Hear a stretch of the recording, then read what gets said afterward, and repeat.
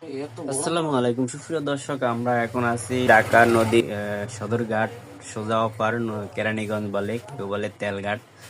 এখানে পুরানো জাহাজ রিফারিং 24 ঘন্টায় কাজ চলে। জায়গাটির পাশেই এখানে পুরানো জাহাজ মেরামত করে। এলো এলো ঢাকা তেলঘাট বলে কেরানীগঞ্জ।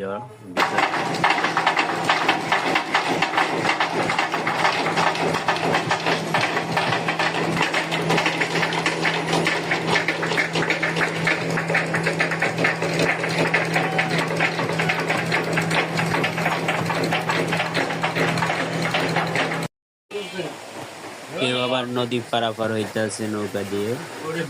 দেখতে পাচ্ছেন দর্শক, আজকের ভিডিও এই পর্যন্ত। আপনাদেরকে দেখাইলাম কিভাবে জাহাজগুলা রিপেয়ারিং করে আর নৌকার মাঝিরা যাত্রী নেওয়ার জন্য ব্যস্ত।